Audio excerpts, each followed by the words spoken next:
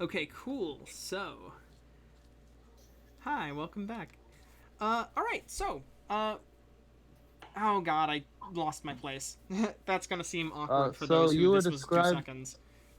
you were describing the sea anemone area and the bubble Yes, shop. the various shops. Yeah, But the bubble shop. in regards to finding Brugge and those other two places that I mentioned, I would try to, as amicably as possible, wave to or try to call to one of the sea dwarves and speak to them in Dwarvish if they see if they Indeed. respond. Interesting. Okay. So you attempt to flag down a passing, what is essentially a sea dwarf. Um, and you kind of shout out in Dwarvish to get their attention. Um, Make a general charisma check. This is not any particular. This is a first impression check, essentially. Okay, I got a 10. I got 10. All right. I got even. Not bad, not good. Um, the sea dwarf sort of is taken aback by your presence and like goes to swim away. You see, the beard is kind of a mane of what appears to be tentacles, but the tentacles appear to have little hairs on them and stuff. It's kind of like a mix between what should be a beard and what definitely shouldn't be one. And they have these sort of downward-facing fins that seem to flap up and down, revealing gills at their neckline. Um, Uh, as they're swimming away, I'd say, excuse me, Not they don't swim away. They're just taken aback for a moment, but they sort of they hear oh, you shouting out in Dwarvish, and they kind of like tilt their head, and then they speak back in Dwarvish. Although you notice this is a very different dialect. You get the gist of what do you need, outsider?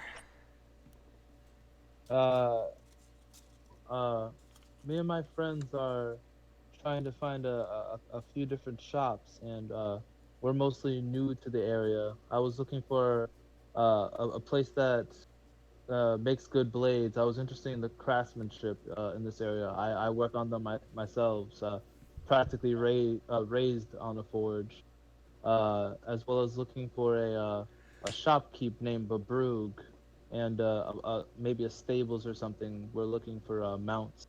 Hmm. They nod. And then they kind of scratch their beard. The tentacles sort of wrap around their finger, and then they kind of let it go. Like,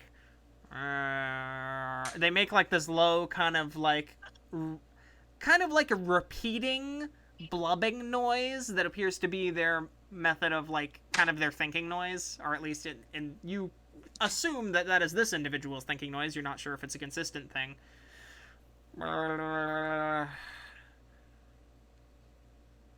The best place for what you said first, weapons and such.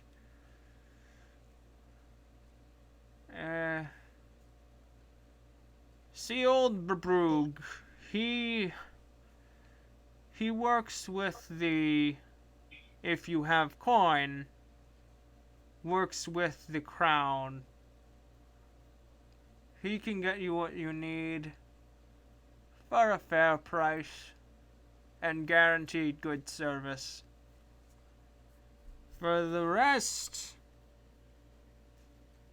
never was a fan of riding another's fins myself. And they kind of conclude, they say, good day. Or, Good day. Thank you. sorry? Yeah. So yeah, I said that is thank the you. information that is passed along to you. I apologize. They would have mentioned that the name of the place that Babrug runs is. The Steam Vents. Just straight up, it's called the Steam Vents. Okay, so we just need to find the steam vent then. Yeah, they would indicate sort of a direction towards the north, towards the spire actually. I'll just say they indicate to you for direction. It's built into the spire. You'll see it as you approach. The building with the bubbles and smoke coming out the top. And yeah. You see off in the distance, you get the feeling you can almost see what he's referencing. You see several points along the spire, not the spot from the spire itself, but different buildings that are letting out bits of steam and stuff. But you see distinctly, directly in that direction that he pointed, there's one that you see plumes of material being shot up. And it is also, you notice shifts in the water that seem to mysteriously and almost magically quickly disperse said plumes about 10-20 feet up from where they come. So yeah, that is the direction of Brug's shop. Alright.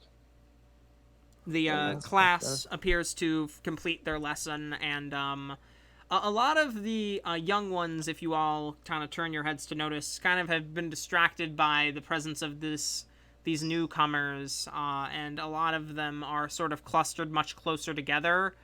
A few children with anchovy heads are swimming quickly around each other in a group. Siegfried's gonna smile and wave at them. About a third of them wave back, about a fourth of them smile, and about a quarter of them scatter to the winds, or I suppose to the tides. And as you do, the teacher, the sea elf there, with what appears to be long, kind of almost lime green hair, this sort of brightish green hair, sort of like, kind of, it doesn't, they give you a side eye.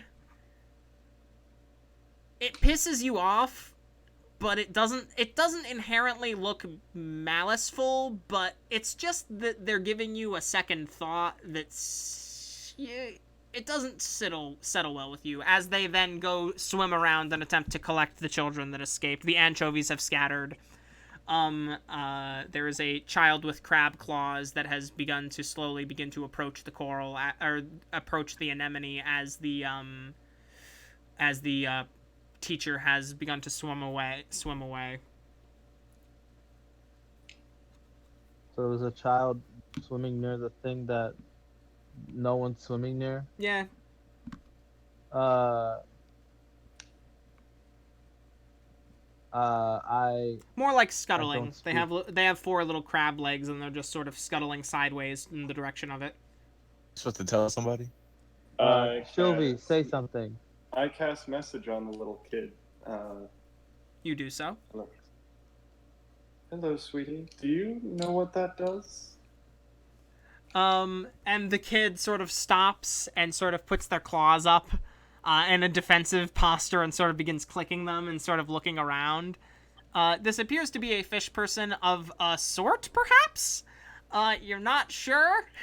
But they turn towards you and sort of clickety-clack their hands, and you hear back in your head very distinctly... Is that you, God? Aquan.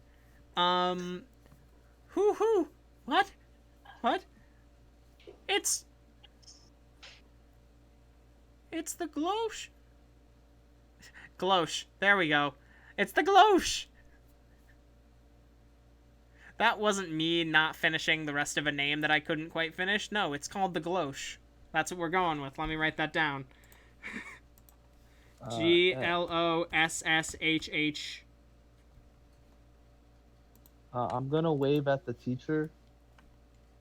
Alright, you eventually get the teacher's attention and sort of point them in the direction of the child, who they, like, I'm talking double dash, like, you see them almost, like, torpedo through the water with the little aftercurrent behind them. You see a couple kids get swept forward in the backdraft of it as they swipe the child from under their claw arms and sort of yeet them towards the rest of the group, and the child gently floats down into place. The cool thing about being underwater is that you can throw children all you want and they're not going to get hurt. Yeah. So, What happens when you eat them? No, none of that. I- Sorry. And the teacher actually, does, like, nod toward you, the group, and sort of does a hand motion where they make a wave with their hand, and the wave sort of, like, comes out to a, like, open palm towards you, and, and they go back and they begin to reprimand, the child and, like, point towards the thing and are like, they're speaking in Aquan. Shylvie, you're able to understand they're speaking at this volume. Nobody is supposed to touch the gloche. I already told you this. I explained that it is a living thing and you must respect it as you do all living things. And, like, just a general, like, kind of a, like, oh, you respect nature. Like, it's that kind of, like, speech spiel that they're giving. Are there any sticks around? Um, There's no wood. We're underwater.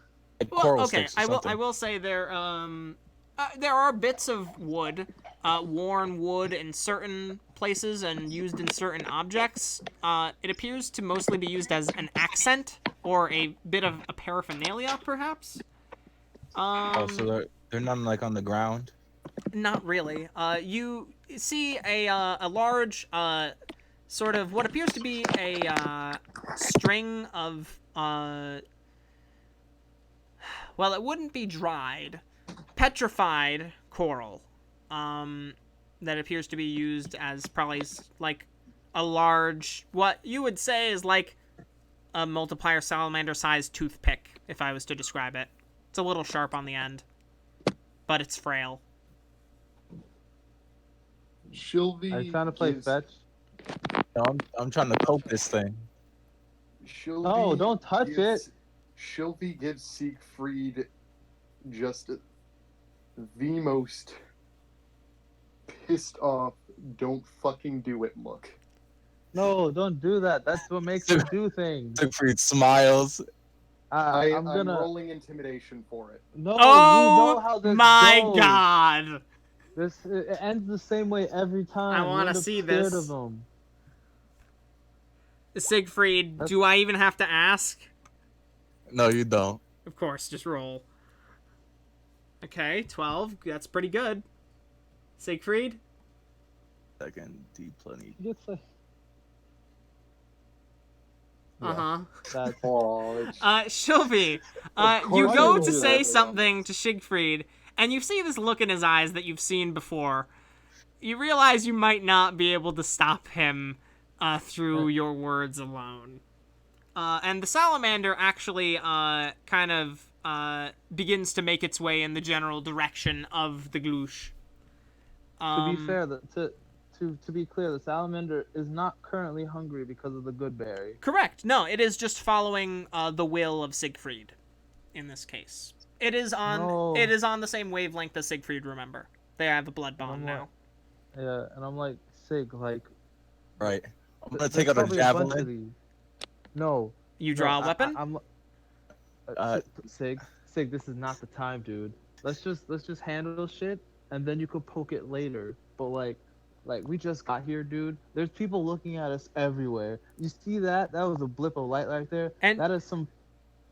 I was person gonna looking say, at us. as you look around, you notice in the waters above 2 sets of yellow spheres looking down at the group as the salamander is slowly approaching the gloosh. You're at the There's 10-foot also mark. children around. We had a The deal. children, We had a as the deal. salamander approached, all kind of the teacher sort of corralled them away, and seems to be taking them down the street. Like, there's no Shylvie need to. There's no need covers to her bother face in her the plants. hands and just Why do you have to is challenge just him? visibly Why? dying inside. Why? Hmm. Why? You know how he works by now. Like, come on, man. Siegfried, I know. I have You a see higher the eyes above intimidation you. check than he does. as you enter the 10-foot range, you do see the gloosh tremble ever so slightly. Siegfried's gonna glare at it. Okay, roll intimidation, big guy. gonna glare so Does the hard. salamander glare as well?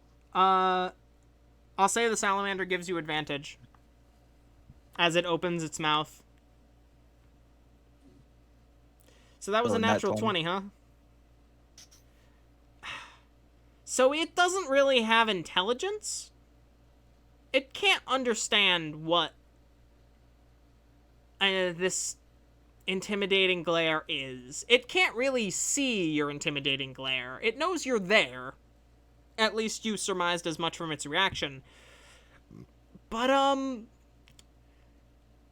it seems like it's sort of... You know how I mentioned it was kind of waving ever so slightly? It's sort of slowed its waving and just slowly leaning away from Siegfried. The people on the other side of the square move further away from it as it leans in that direction. Several of them swim quickly. The ones who were closest swim quickly away from it, almost knowingly. They do not appear to panic, but they do appear to just settle down slightly farther away, as this seems to be a thing that just happens every so often, but they don't know, perhaps, the cause. Siegfried's gonna nod his head and walk away. And as you move away, the anemone writes, and this is like a 20-foot tall anemone, by the way. I mentioned, you can see it on the map, like it's huge. But it resumes its swaying and its general peaceful sort of way it is. So anyways, you have the bubble shop. You have the... there's obviously, you can see the Temple of the Serpent. The class has left. Oh God. There are a couple of small vendors on the side of the street further away selling things in what appear to be some kind of leather spheres that people are like going about buying and such. You're not quite sure what the deal is with that. It's not really something you're familiar with. And then off in the distance, you do see the steam and sort of detritus rising from the direction of Bebrug's workshop. I have no interest in any of these places. So I would just say go to the steam vents. Diggity dang. Siegfried All right. would agree. As you all begin to make your way in the direction of the workshop, which, by the way, is like here, you all pass beneath the upper coral, and like this platform up here, essentially, as the light coming down from here sort of shades the top half of this building from the light that is constantly emitting from here, and seems to give the entirety of Arcanautus, or I did it again, the entirety of the Subsea Kingdom, a bit of a afternoon sun glow, except directly adjacent to the tower or at the platform above this, which is mostly equivalent to daylight. There is at least dim light in a majority of Arcanautus. I did it again a third time. The Subsea Kingdom. There's the word Arcanautus is plastered all over this page, and by all over this page I mean in one place, but it's all I can think about. Sorry. Anywho, you approach the shop. This building is wrought mostly of what appears to be a mixture of both limestone, as you've seen as one of the primary construction materials here, but also metal plating and sort of these steel beams that sort of support aspects of the structure, and you see various tubes that connect from beneath the street level up and are kind of supported within these cage-like guardrails that head towards the building. And you see the water around these shimmers ever so slightly. Your conclusion from that assumption being, oh, that's kind of hot, probably. The entrance is not guarded, and there are no windows at the front of the shop, but you do see a sign hanging that is just simply the steam vents in Aquan.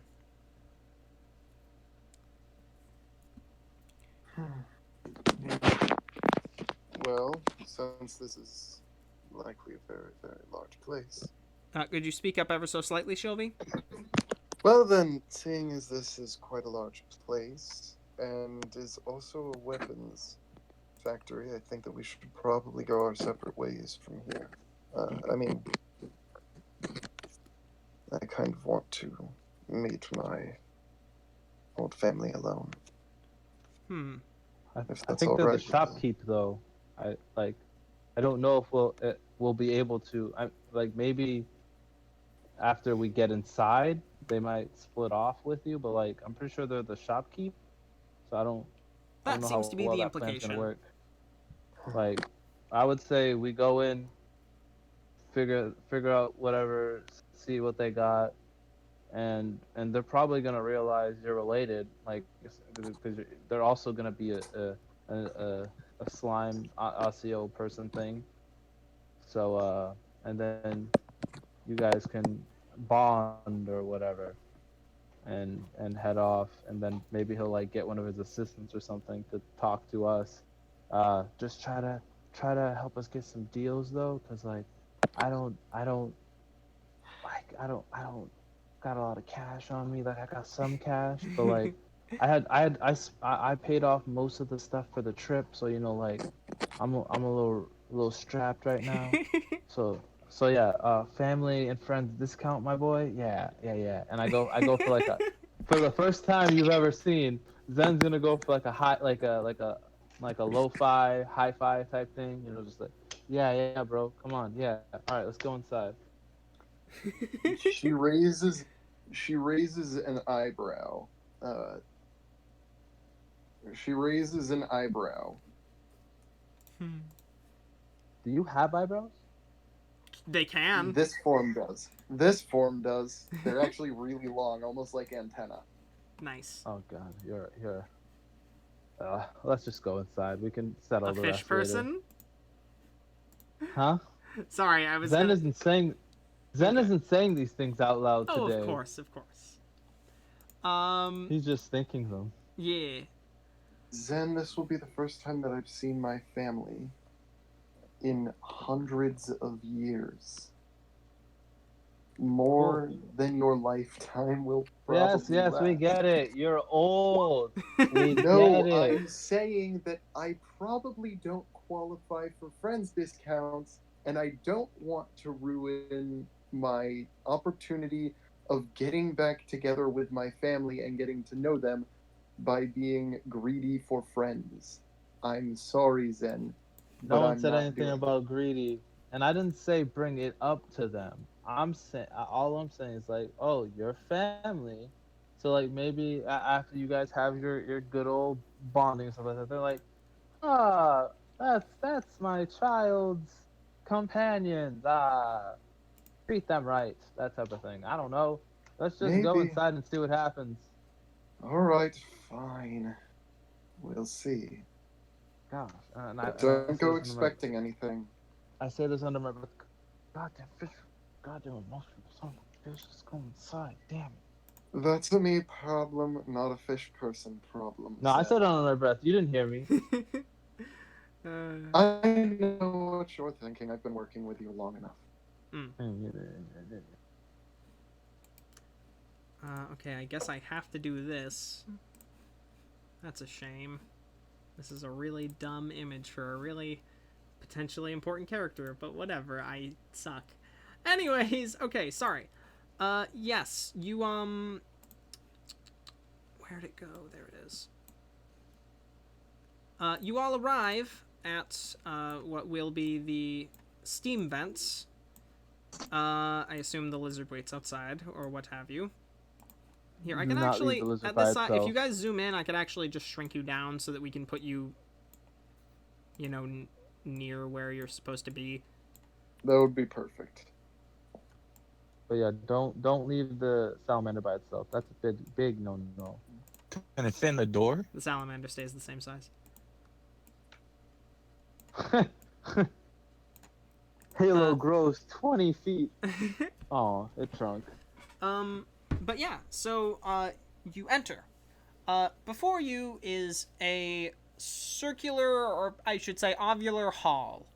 In the center you see what appears to be a grand display, a sort of rising metal table with various like display pieces, like raised kind of stands and whatever, featuring various. A lot of the features are tridents, spears, what appears to be a harpoon. There are a couple of daggers on display. At the there's a secondary like center platform that appears to have some more valuable items that are in like a glass dome with a little yellow light hovering above them that's sort of like orbiting it to sort of let you see all the glittering kind of shiny aspects of it. In the center of this dome, which is arrayed with various fineries of gold and platinum jewelry pieces, braids, hair clips, bits and bobs, a couple of long flowing earrings. In the center appears to be what appears to be a small replica of a kingly crown, or one might say like a child-sized representation of what a real crown would be. Very regal, notable. Burger It has King crown. Sorry? It's a Burger King crown. Yeah, it's a Burger King crown. Notably with several, or I should just like 4 bones, spikes sort of jutting up on the sides like horns out of it.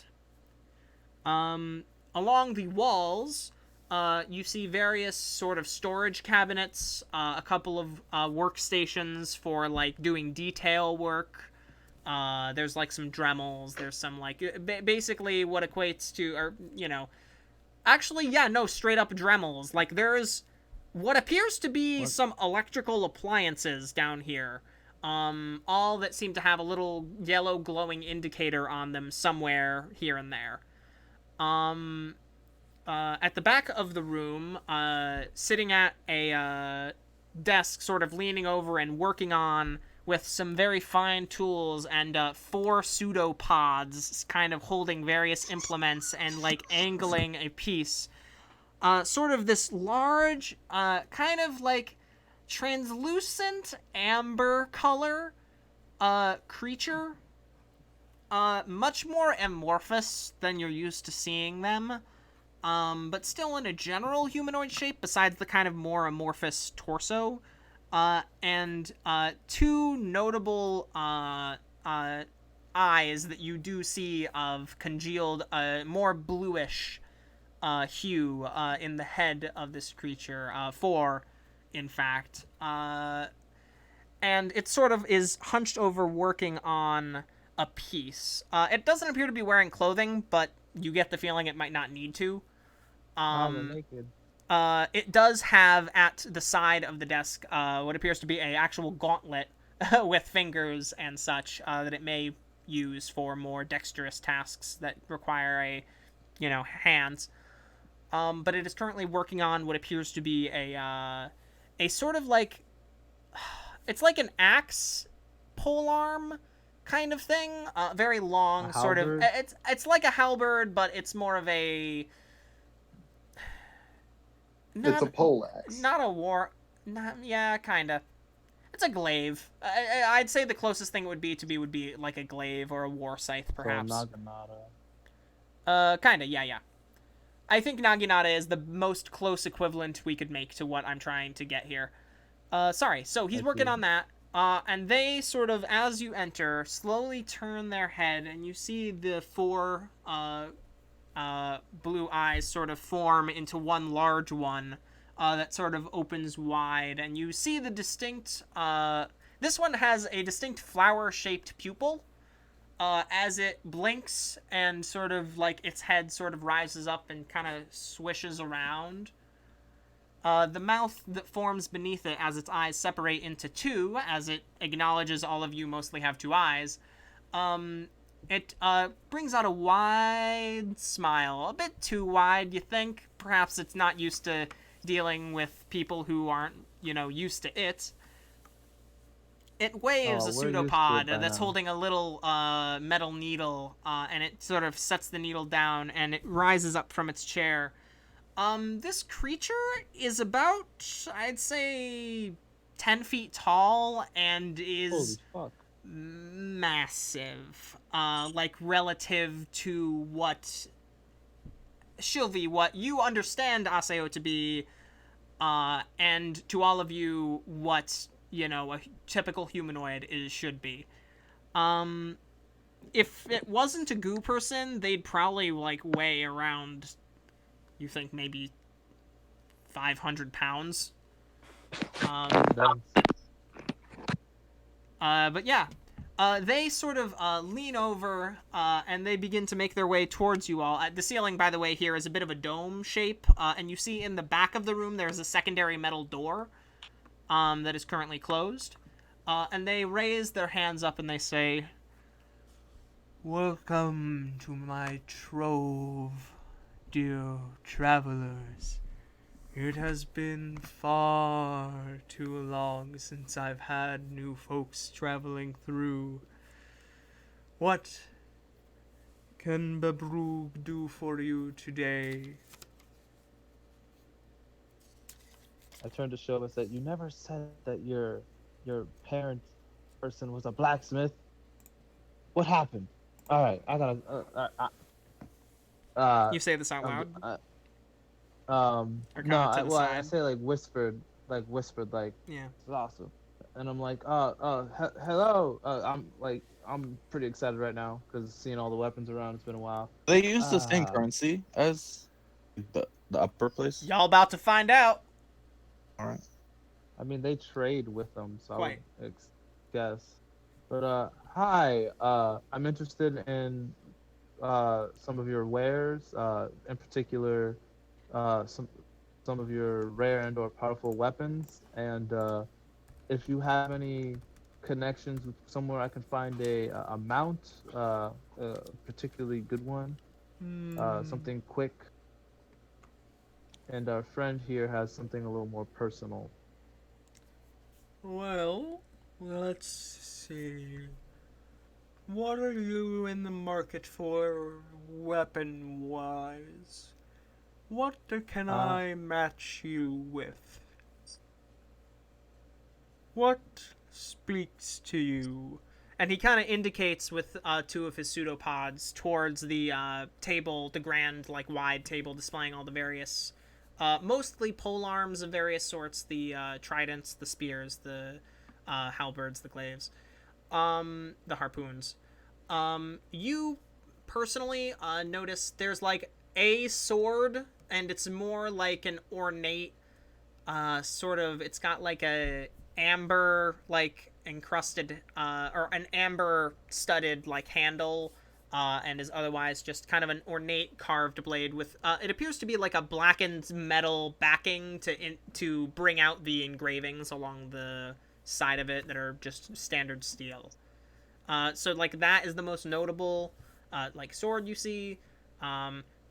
There's various tridents of like different types of engravings. There's a green one with a spiraling pattern all along it, and you see kind of seaweed, living seaweed that kind of flows around the like just below the points. You see a spear with what appears to be a sort of a little metal box right below the spear tip, like about like 6 inches below the spear tip, with various wires that seem to be connecting the spear tip to this metal box, and it otherwise appears to be a relatively normal but sturdy built metal spear. So those are like the 3 most notable, I'd say, weapons that just strike out to you unless you want to look for something in particular. And this is not even mentioning the various bits of the necklaces, the earrings that I mentioned, and the crown that rest in the center platform. I guess I'll leave the center platform stuff for later. I guess I'll ask about the sword and the seaweed one. I'm not really interested in the wire ones. That one, that Yeah. So you ask about them, and he indicates, "Oh, yes. The kelp dancer." Kelp dancer, he points towards the trident. "Lets one travel a little bit easier through the nearby kelp forests foliage will act in your favor as you wield it.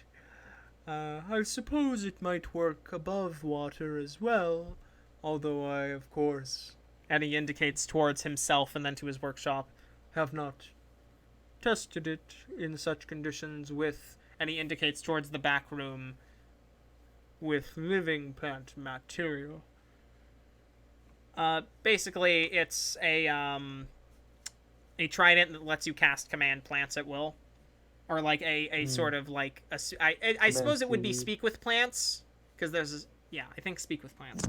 And then there's the sword, and he indicates, And that, while I will admit it was found and brought to me, I did some minor aesthetic improvements. and he indicates towards the sort of amber inlaid hilt, and the blackened steel to the back. To emphasize its natural beauty. It is, from what I can tell, very driven to strike its targets. And this can I- blade simply has a +3 to hit, but only a +1 to damage. Oh, okay. And That's he interesting. says, I've taken to calling it the Heart Seeker. And what kind of sword is it? Is it? it like is it is for all intents and purposes a long sword. Okay, it's a long sword. It's a +3 to hit. Plus, okay, that's interesting. I guess I'd ask about that. That could be useful. How much for the seeker? I assume you folks come from above. Do you have Yes. anything for trade? Otherwise, for gold, I'd put it around 8,500.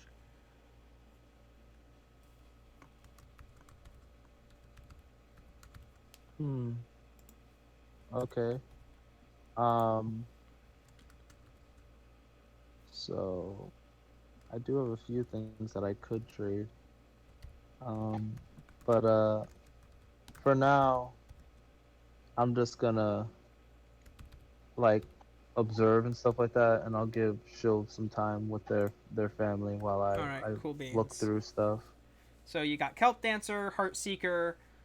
Are there any like great swords that Siegfried could see? Siegfried, you notice on a display that is not on the table but above one of the workstations, you do notice a blade that appears to be the water around it seems to have that same distorted effect that the vents outside had. It appears to be emitting some sort of heat. And hot it is stuff. a standard greatsword. It's sorry. I said that's hot stuff. Yes, actually, yes, it quite literally is. You see that above the workstation that he was working at. He indicates towards you, Siegfried, and says, You're a larger gentleman who has larger needs. Oh That my. over there could potentially fulfill it. It is a powerful piece. Again, one that I more so found and added the... And he indicates that it does have a bit of the hilt has or not the hilt, but the long and it is kind of a double length handle is wrapped in what appears to be a sort of like sparkling silver film with little flecks of, again, this amber colored substance within it. It's almost like reflective, and then the blade itself doesn't appear to be particularly special beyond that, beyond the heat that appears to be emanating off of it. Standard greatsword Alright. beyond that. Siegfried's gonna offer the ring of poison resistance. All right. I was One thinking sec. of doing the same thing. What does it do? What does it do? The great sword. It looks cool. Well, it gets very hot.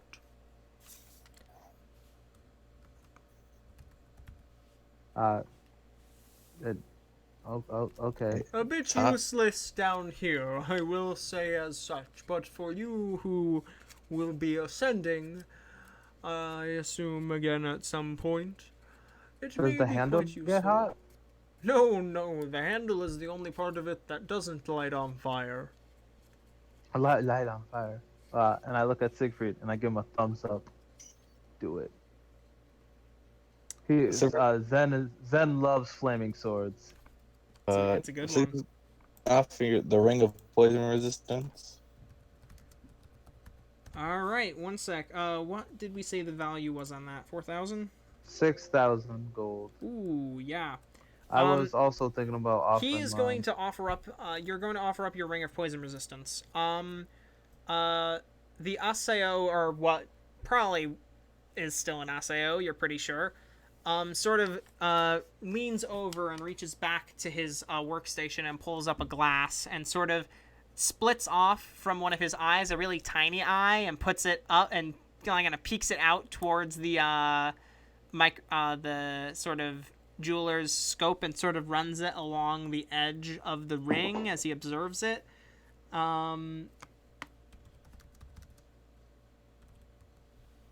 Yeah. And he, you see some of his pseudopods sort of make little dexterous digits and cast something, and he mumbles under his breath the components to a spell. And his little mini eye sort of flashes with blue for a moment. Ah, a valuable piece. I'd say the value is more than enough. The sword is yours for the ring. Yes. Very nice. And he reaches up and over and plucks the sword off, kind of gives it a quick swing in through the sea, and you see, one sec, I have to check if it's an attune thing or not. It is. So he kind of swings it through the water above you, and it sort of makes a nice swoosh, and you do feel the bit of heat emanating off of it. He lays it down into your hands, Siegfried. Siegfried, remove the ring of poison resistance from your inventory and add the flame tongue greatsword to your inventory. It does fire things. Big fire things. Is it a +1 or is it just have No, the it's fire just effect? it is a flame tongue, which is the enchantment. I will post it in the Discord for you. It's like the 2d8 fire thing, right? 2d6 fire and it emits light. Nice. But it appears that based on what he said, it doesn't appear to work very well underwater.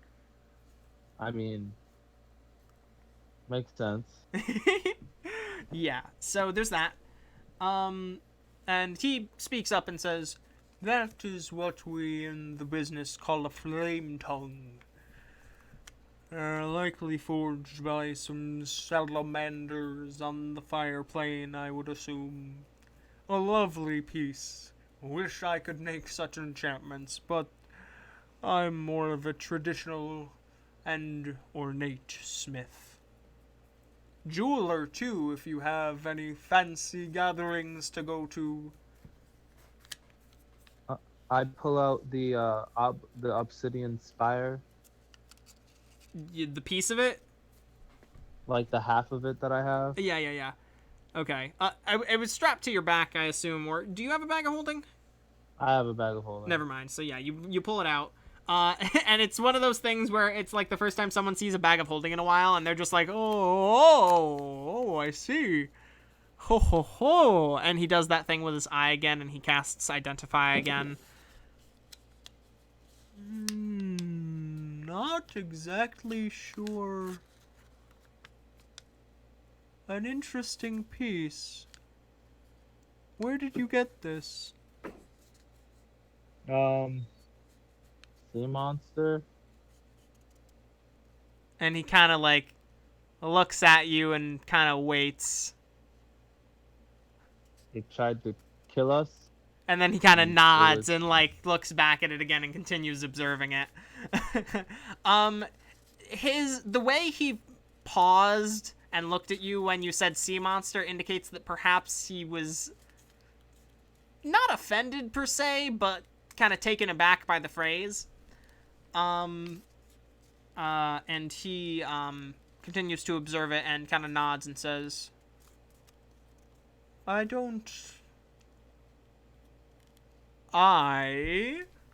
he emphasizes, don't deal with this type of material. And I wouldn't go poking around for those who do. And he sort of puts his little, observation scope, what is it, microscope type thing? I don't know. Puts it down back on the table and sort of, puts a pseudopod up to his chin, and it sort of forms in with his chin, and he makes a scratching motion, even though it doesn't really work because of the way his body is. And he, nods towards, Shylvie. Yes. Do you have a... And he kind of, like, narrows his eyes, and they split back into 6 again, and he narrows all of them. By the way, when he splits them into 6, they only have the single, double pupil, as opposed to the flower-shaped pupil. And he sort of... I'm gonna have him make a, history check.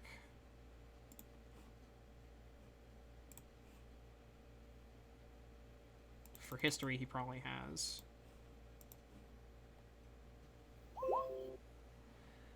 And he suddenly freezes up.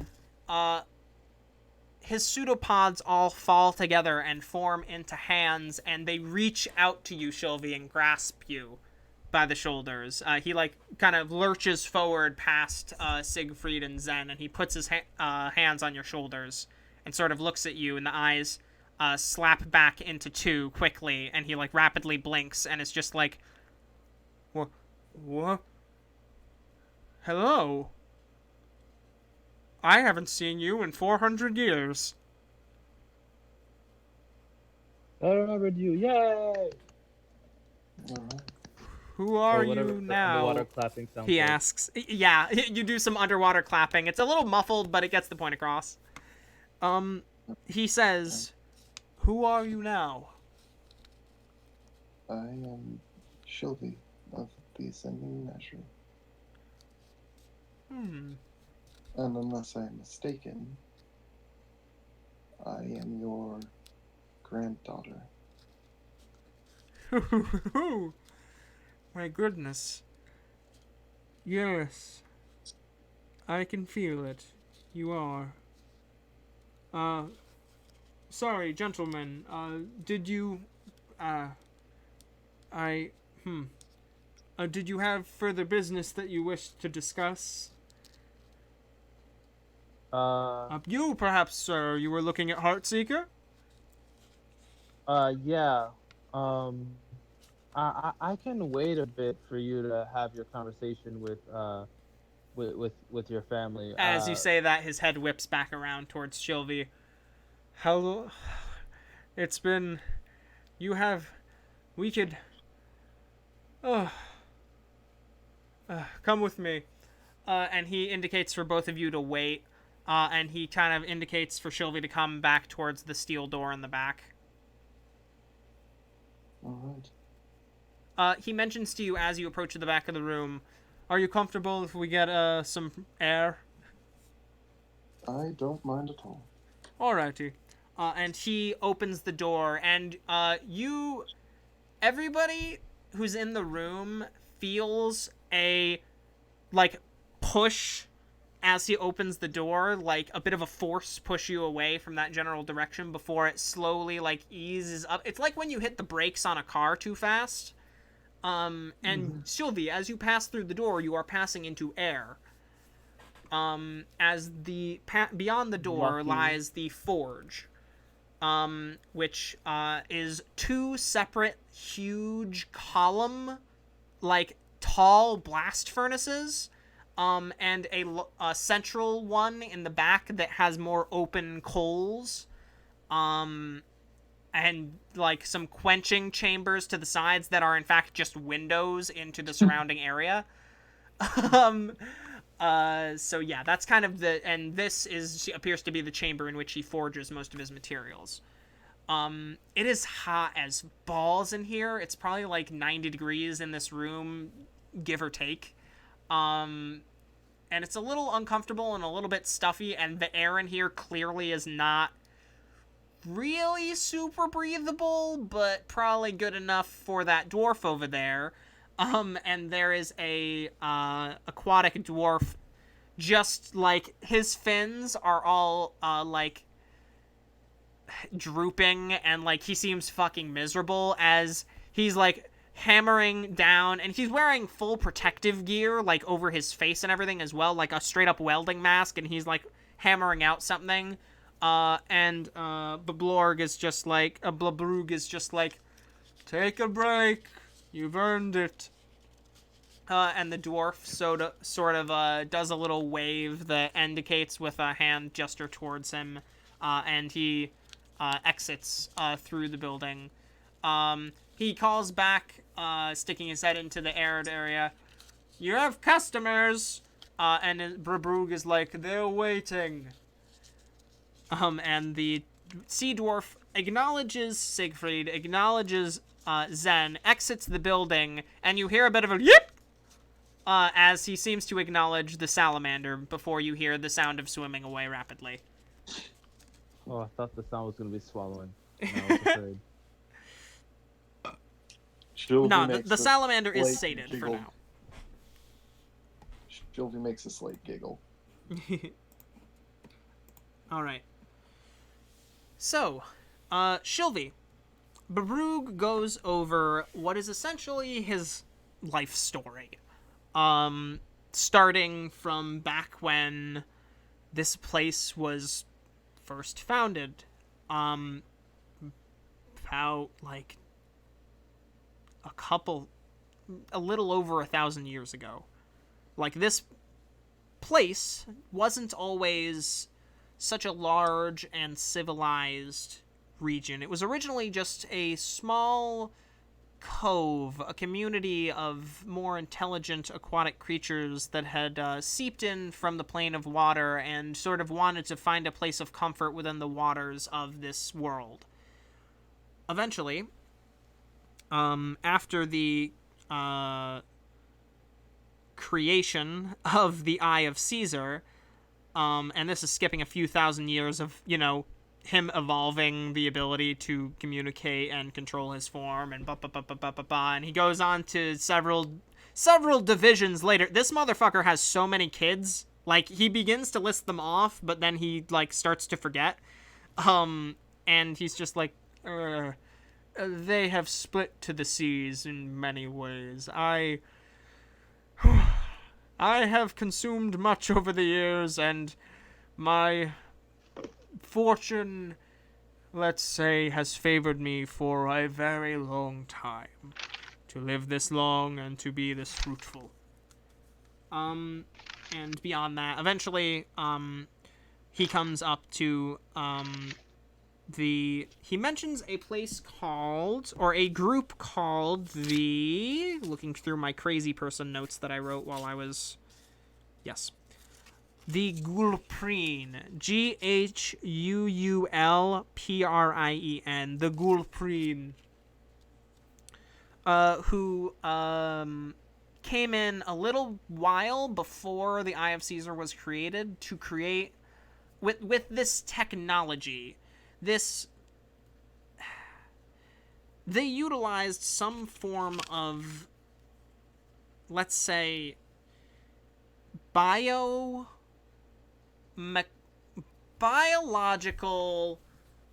electrical, magical substance. This glowing yellow substance that they supposedly extracted from these creatures called bright squids, that emit a sort of high energy magical aura, that sort of exhausts the creatures around them. But they harnessed it to form this sort of new energy source. This group of sea folk had essentially come in and begun to influence and set their place and sort of find their place in the kingdom and high positions of power, directly subservient, or some might argue heavily influencing the king himself. What else? He mentions to you the current king. Did I write this down? I definitely did. Where is it?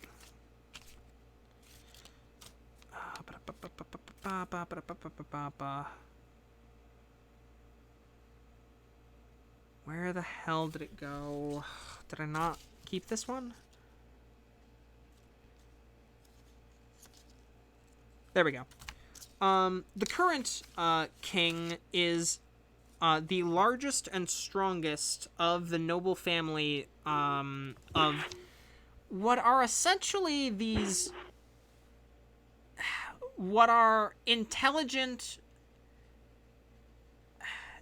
They're sort of they're sort of half-Leviathan fish folk. They are essentially... They're mega fish people? They're mega fish people. What essentially equates to... They are creatures that are born and bred to rule, essentially. And they have been for hundreds and hundreds of years, he tells you. These... Fish People Prime, we can call them. Or at least that's the fun nickname he refers to them. Have ruled Arcanautus for a long time. And the current one, originally wasn't super keen on the Ghoulpreen, because that organization kind of... Their beliefs kind of were slightly counter to what... The Subsea Kingdom has always been a peaceful, passive place that was sort of a refuge for wayward fish folk until eventually the Ghoulpreen sort of emphasized this, leap forwards in technology and, we should have iPads and, things like iPads. that. Fish iPads. iPads. Yeah, every camera is at Fish Islands down here. That's a bit of an exaggeration, but essentially an industrial revolution was occurring, and the king was at first uncomfortable with it, but, let's get to the important point that he mentions. Babrug mentions, have you heard of the High Priest's state as of late? I know you are, as you've said, you're new to this, or I should say, returning once again to this place. Where is it? Flynn Marine? Is his name? Flynn Marine, yes. Where the fuck? Oh, of course it's on the huge long one. One sec. Yeah, the Church of the Serpent used to emphasize prayer through dreams. And it now encourages more exciting choral evangelizing. The head priest is old, and he will reveal to you here that rumor has it that he lost some folks back when Arcanautus and the Subsea Kingdom first fought. Ever since then, he'd become much more zealous and active. He is very against the presence of Arcanautus. And I'm sorry if any aspect of that has harmed you in any way, my child. Shylvie, I should say. None yet, although it has come close.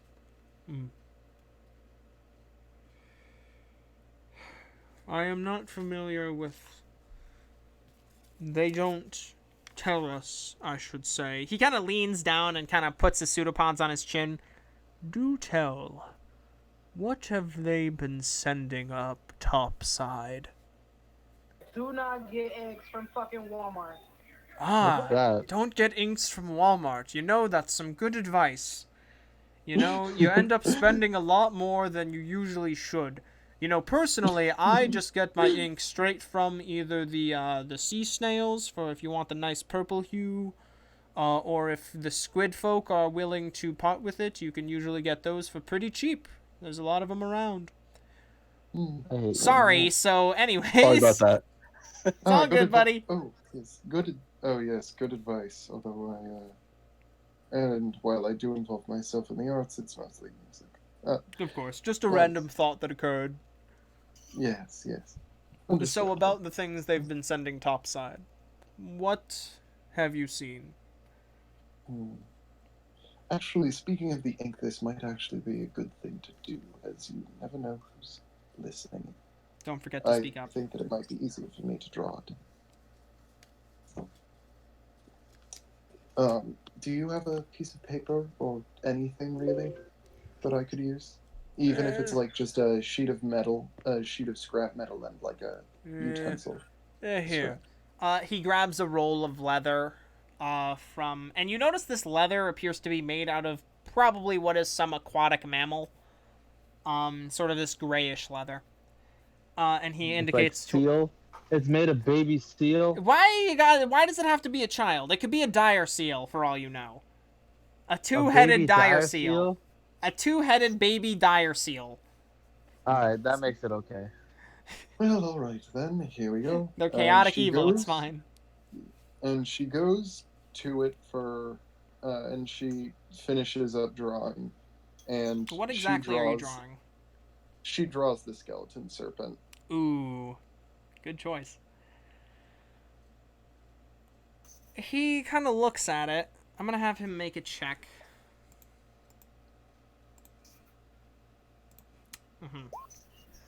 He indicates... What the fuck is that? That is horrifying. What the hell have they been up to? Well, I actually spoke to this thing. Oh. It was... Excuse me, sorry. It was intelligent? Yes, quite. I see. Do tell. And for this, she And actually you- snaps her fingers and casts message because she's still really self-conscious. Because she's Oh, I still see. really, really worried about people listening in. Okay, cool. Instead of going over the entire thing, you could just summarize the points that you tell him about, unless you want to be specific about, like, anything in particular. Just summarize. It's an aspect of the slumbering serpent. And Oh. they tried to find the actual one. And wake it up. He kind of recoils at that and rolls his eye. Of course they're trying to awaken the serpent. Blah, blah, blah, blah, blah, blah. Or no, actually, he's not underwater, so he would just go... It would just be your actual sigh. Yeah, so he, responds to this with the exasperation that I indicated. He seems tired of this topic, almost as if it's come up far too often. They are fools, but they are happy, and they are fostering a fine community, so who am I to judge? They killed off another one to make this one as well. Excuse me? They massacred a Triton village off the coast of... And he, like, straightens up, like, and, like, gets really rigid for a second. You see his, exterior almost form into more solid, like, a more solidified, almost humanoid shape, and he, like, actually curls what appear to be now fingers into, like, fists, and he sort of, like, wrings what is now his neck ever so slightly and whips it back and forth. And his eyes glow slightly for a moment before he sort of catches himself. And he kind of, like, breathes a sigh out. He doesn't really breathe, but he breathes a sigh out, and, like, his form loosens back into the more amorphous form that he usually has. This I will pass the word along to some of my friends higher up. I wonder if the king knows about this. I'm almost sure he does. But I wonder if he'll do anything about it. Please be careful. I would hate to see. I have accepted that I am likely to die soon, frankly. Why would that be? And he sort of like, his eyes get shifty for a second, and he goes over and he closes all of the little window, like the quenching like windows, and he sort of turns down the forges with various dials and stuff, and the room's temperature begins to slowly lower, and he waits about a minute and just kind of holds up a finger pseudopod. And he leans down towards you, Shylvie, and he gives you a little gentle smile. He kind of pats your head and he says, "They're scared of me. They think I'm going to turn soon. They think this shop that I have, these lovely treasures that I keep," and he like hovers over the word treasures, you notice. "They think I'm going to dragon out, as it were. They do not realize that my heart, metaphorically my heart, stays with the Subsea Kingdom as best. The communities of the Subsea Kingdom's best health at its forefront. The greed that eats at my heart," again, metaphorically, and he kind of pokes his pseudopod through his chest, and he's like, "You know. I know quite well. It does not grip me in the same way it has some in the past, but they have had to remove some Aseo, some of the older ones, some friends of mine, only 2 or 3, but then, as far as the age goes, there were only 2 of 3 of us at an age that would be considered threatening, and and he raises up, mass that may be considered threatening. I will say, just to sum things up, don't gloat about your age. Keep that youthful joy that you appear to have. And just be wary, child, that the people of this kingdom, I should specify, the people of this kingdom are joyful and accepting of most. But those in charge are not so pleasant in their interactions with us. Your friends may get more direct vehemency, but what is aimed at you will be more subtle and, if I am being honest, more dangerous. Be careful, Shylvie, going forward." That's kind of the final lesson that he is inciting towards you. As you see, he waits for you to respond before he begins to sort of set things back in motion for the forge. Well, I still do have a few questions, and I thank you for your advice. I have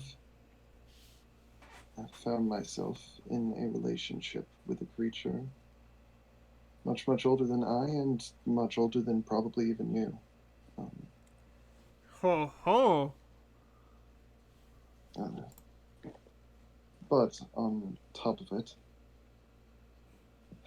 if you would have any idea as to the whereabouts of my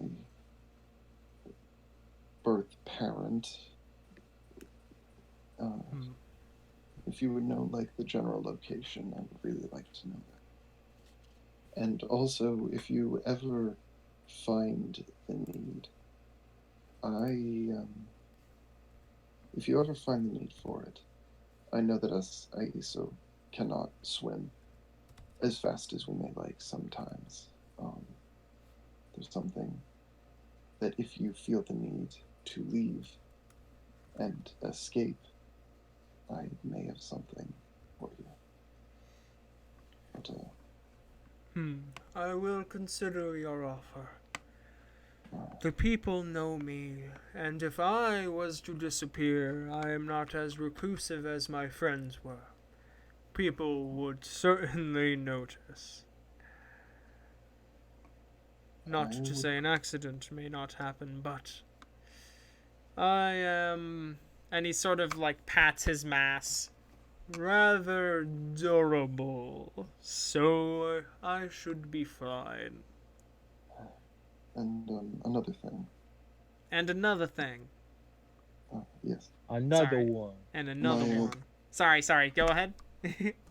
My wife, who I have told you about.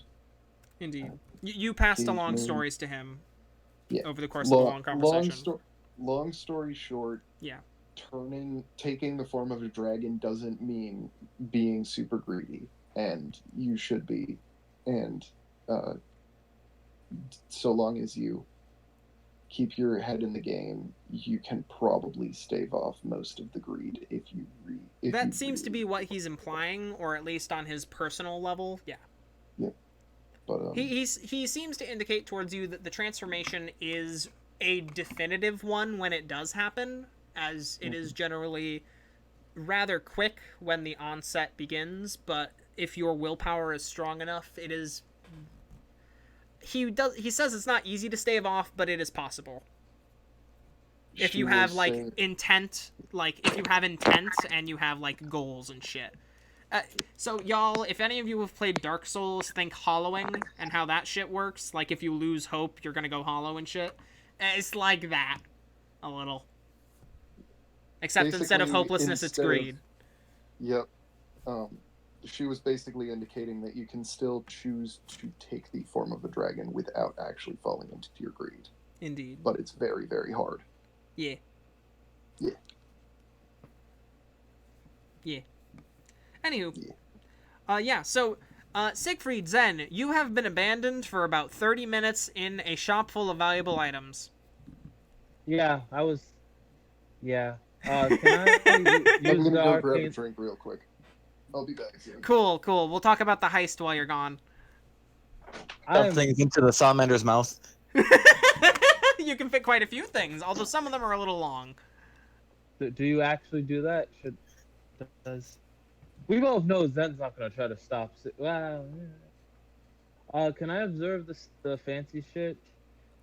Yes. Like, So you I have the look, you arcane swim loop with over. me. Oh yes, you do. And you can observe them through the glass. In fact, the bracelets, the necklaces, all seem to be various, very lovely, ornate. Some gold, some platinum designs. Kind of just generic treasury type refinery. Things you'd see nobility wear or people, more average folks, wear to very fancy occasions. The earrings, these long kind of flowing chain earrings, that sort of like are a hoop and then like have a veil of platinum chains that fall down. They appear to just enhance one's hearing to a ridiculous degree, giving what kind of... Remind me what exactly the rules are that I said for the arcane loop. Does it let you cast I get identify, or does it let... advantage- Or is it you have advantage on the check? Okay, I apologize. I have So advantage on check. I'll say just make it. Go ahead and make a general. What kind of check are you making?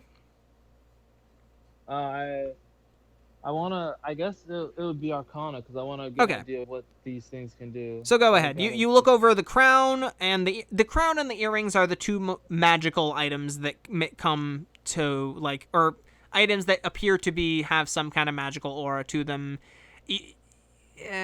you wouldn't be able to tell, but with the arcane loop, you may see little hints or notes that indicate as such. The other items are just valuable jewelry. Go ahead and make your roll. So that's my So I got 21, very 21. good. And that was Arcana? Yeah. You do see, it's tough to see. It's a good thing you have the loop. Little tiny etchings into the earrings, into the ring of the earrings. Rings, I should say. You can tell that they're magic, that you would likely have to spend time to, like, figure out exactly what they do, until you see a little note pop up in Elven. Do you speak Elven? I don't. I speak. It does common and Yeah, that's right. Okay, you I see a usually little have- note pick up in Elven to the side, but then you see a secondary note pop up in Common that says, lets you hear good. Alright. And then for the crown, you see, you know how when Twitch chat fucking pops off when something real awesome happens? Is that what happened? With The loop? arcane loop, Poggers. you cannot your arcane loop pogs when it no. sees the crown. You literally can't read any text that appears because it disappears so quickly beneath a wall of Elven and Common text just fucking flooding the loop. Eventually, it calms down, and all the fucking pog faces, and there's like a bunch of fish emojis. Like Kappa. Yeah, Kappa. Once the Kappas settle down, you do see one note that indicates... First of all, I'll tell you just from the Arcana check, you can see intricate as fuck runes carved fucking minutely within larger runes atop the golden sort of curves of the base of the crown, and then into the bones there's minute carvings as well, so small that you thought that they were just imperfections in the bone, but no, they are in fact small arcane glyphs that you are just barely able to make out, especially with such a roll as you had. The only text chain that you're actually able to see is 4 lines of Elven, followed by 3 lines of Common that read, "Holy shit, what the fuck? That's good shit." I'm going to transfer my my enchantment ability. You know, the one that I could do like once a day. I can choose to transfer it to a different magical item. Yeah? I mean, a different weapon. Yeah. Yeah, I called it the Ethereal Edge. I'm gonna transfer that to one of my +2 short swords. Okay, I mean, +1 short swords. you do so. And I'm going to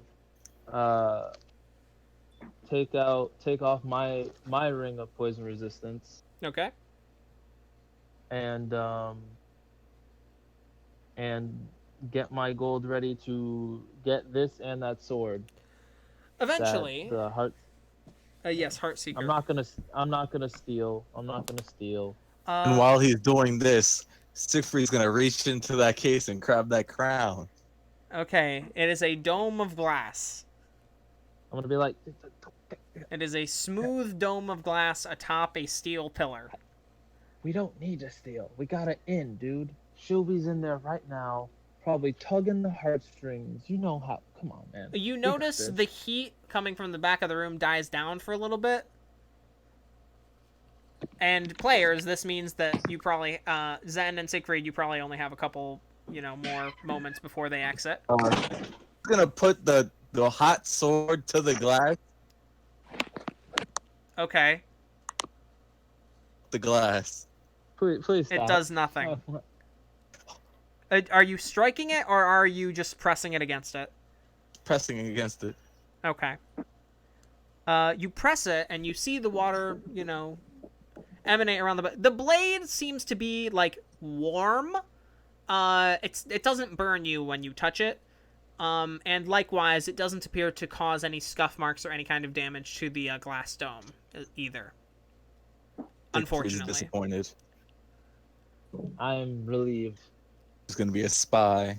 You feel the heat coming back up from the back of the room, and you see the faint glow from beneath the door once again. And unless anything else happens,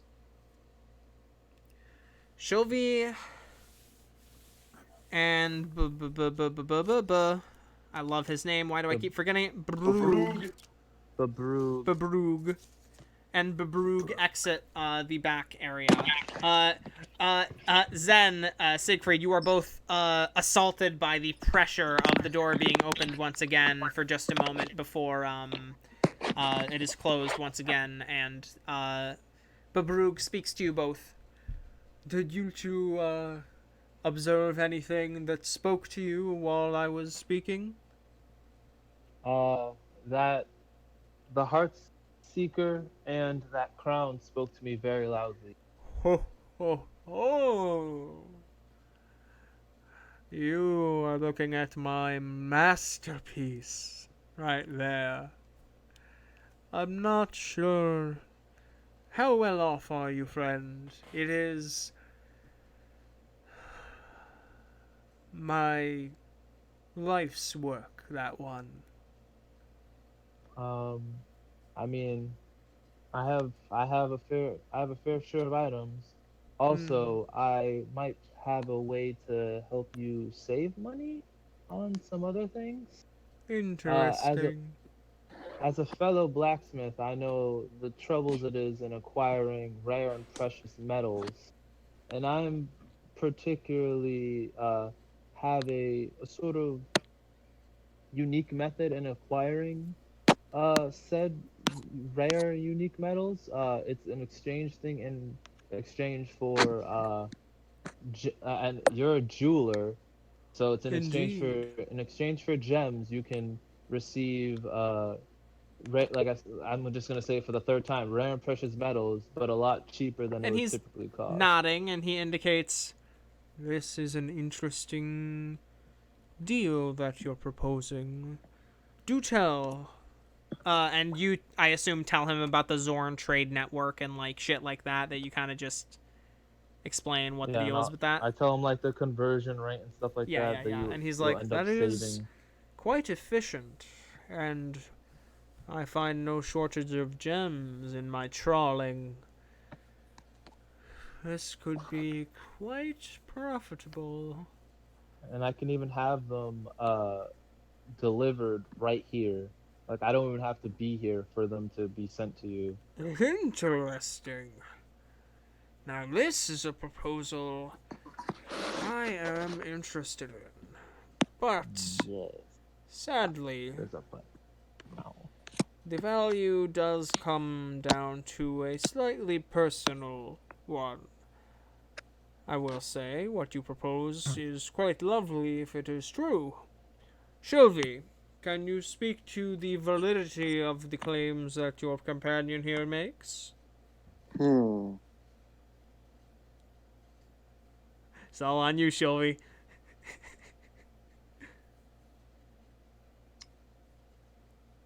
I can.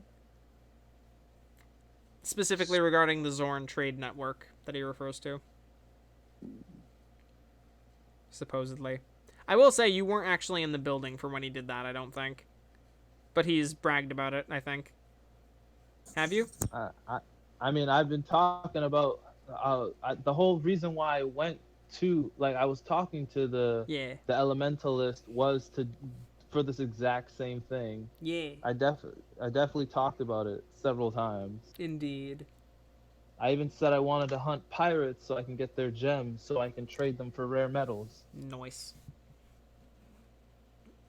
Yeah, so, He is definitely. I can definitely speak to the validity of this man's aspirations to continue to find such precious materials, and I can definitely say that if he continues on the path, then you would definitely see, and he was to give you a reasonably sized benefit when cutting such that if he was to give you such discounts, he's a man of his word, and if he survives our adventures, then I can definitely speak to the validity of that investment.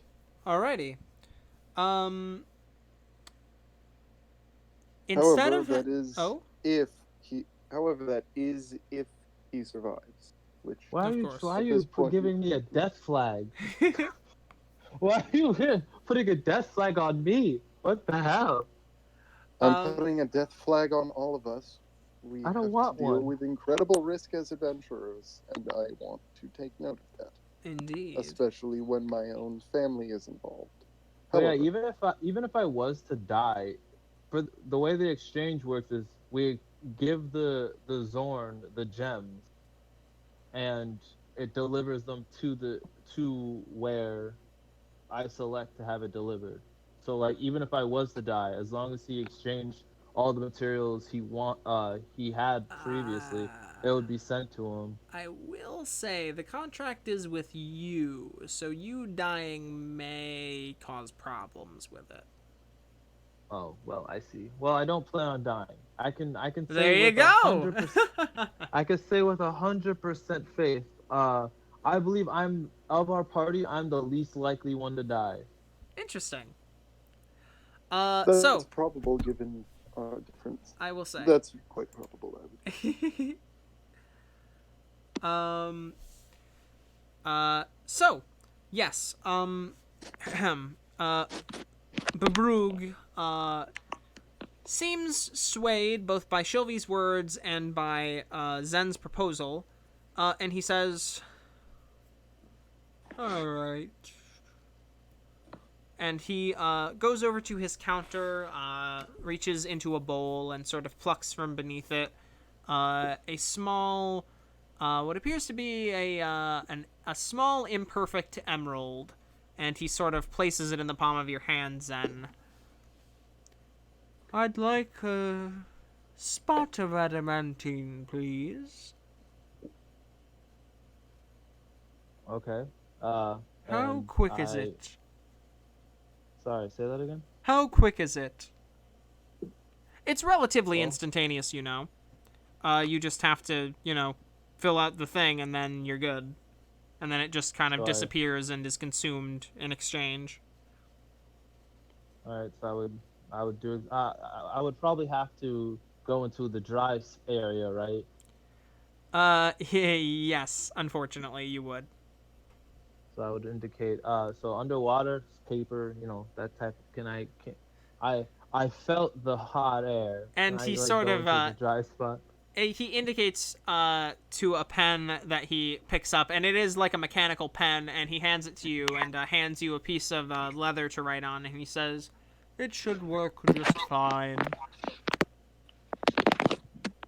All right, so I'll just do exactly that. I'll And you put out notice that the cleanly and ink clearly from what it the is. mechanical pen that is produced, it does not seem to dissolve or be diluted by the waters. It seems to almost be like a sticky ink substance, almost like those like gel pens. Yeah. It's like The that, ones except that what you would think like a middle gel schoolers pen should be. use? Okay, no. It's more like, those ways that you decorate T-shirts? Like the little Yeah. bits of paint? It's The- more like that. It's like the puffy sort of thing. That's Okay. essentially what this writes like, and it seems to, like, stick to itself and, like, adhere and stay on the page. All right. Well, I'll do exactly that. I'll write out the items and what is it in exchange for. And Yeah. show off As the you finish process. writing the last dot and finish putting your signature on it, it appears to attempt to ignite, fails. You wait a moment, and you see little sparks of electricity sort of crackle at the bottom of it and consume the paper as the paper is disintegrated. After the initial, generic flare didn't work. In your hand now sits about 200 gold's worth of this sort of reddish metal, like a small rod of this reddish metal. It's heavy. It's heavy in your hand. And then, Babrug is just like wide-eyed, the one big flowery pupiled eye. Oh. Oh my. May I? And he And I grabs pass it over. I mean, it was your the gem. adamantine. Amazing. How many of those slips do you have? I would say you had used that on the. Oh wait, well fuck, that wouldn't have worked. Yeah, you essentially you remembered the layout of the script, and you had copied it down to the piece of parchment that he or the piece of leather that he had given you, So and I that could had do it on appeared pretty to much work. any paper. As long as you use the exact same wording that is on the slip, it appears that in this context it did work. Perhaps because it otherwise would not have. You're not sure. Basically, good customer service, I think. We can consider this. Anywho, sorry. Moving on. The Brug indicates... I'll say for this...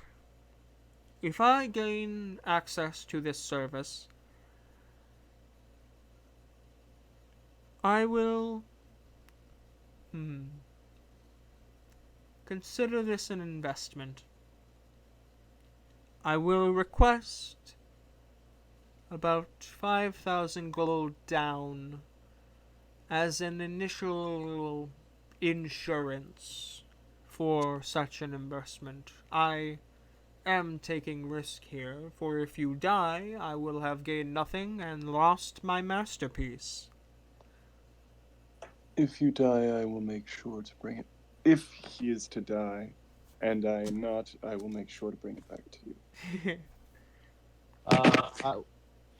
And it's for down payment wise, I can I can hand off my ring of poison resistance as And well he sees as, the item and acknowledges it's the same thing, and he's like, well, I already have one, but sure. He seems rather amicable now that you have proven that this is in fact an actual thing.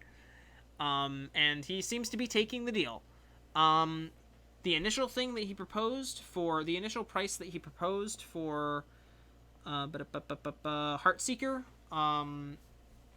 which was the 8,500 gold, he says that between the ring of poison resistance, that would, he'll say that just covers Heartseeker, period, given the interesting nature of this trade that you're proposing. What okay. he does request is the 5,000 gold for the down payment for the crown, as well as access to the Zoran Trade Network. Okay, so I would Via you. yeah. So I can I can hand him off my +1 short sword. Okay, and that's what, another 2,000? And well, Or 1,000, I think they are.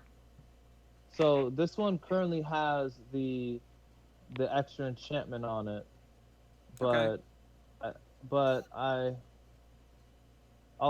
guess I would hand him the other one, because if he's You can try already to been upsell him, amicable. but you can try to What upsell him, but as you said, he's being rather amicable. Yeah, I'm not gonna fuck with it. I'm just gonna hand him off the other one. Alrighty, cool beans. And so there's that, and so you said, and I can I had one other thing. What was it? I can do 3,000 gold. Yeah, I could do 3,000 gold because I ended up spending the remainder of my gold paying people and stuff. So. And if he has any left, I could pay the rest. Okay, so I can give him 3,000 gold, and so that'd be 4,000. So Sig said he'll cover the last 1,000. So that's 5,000, I guess, for the down payment for the crown. Excellent. All right. You notice he heads back into the He takes the gold and hands off to you Heartseeker and the ring. And then he comes back, and you all notice the dome when he exited the room and stopped for a second, sort of rotated ever so slightly and popped up an inch. Not out, but up. And he comes back in and he sort of suckers his hand onto the top and sort of pulls up, and you realize there's like another foot of glass below where the dome ends, and he finally unveils it, casts a quick small spell, and a secondary barrier dissipates away, and he plucks the crown, and gently, gingerly places it in your hands, and you now have the Crying King's crown. That's a scary name. Yeah, I'll send you the stats and stuff after. Okay. Because it does require attunement, but it'll probably be worth it. Okay, so yeah. Access to the Zorn network, alright. Oh, one thing, he mentions to you all, Do you have any further questions of me or any other transactions? Always nice to do business within the family. None at all. he indicates towards you all, spreading out his pseudopods. If we can't be there for one another, why are we here at all, right? Right. Got it. Do we have any further questions for Babrug? Nope. No. Oh shit! Wait, what about Shylvie the gives him a mount? hug. Can I give sorry? him a hug too? He Shylvie's. He Shylvie has said, plenty of wants to give him a arms. hug. He hugs Shylvie first, and then he hugs you all, if you so please. Money. But yeah, I totally forgot about the mount thing. But I'm taking it he would not be helpful in that. So They don't let me buy the stables anymore. that's Not since the great Understandable. seahorse famine of 98. I was famished and there were seahorses.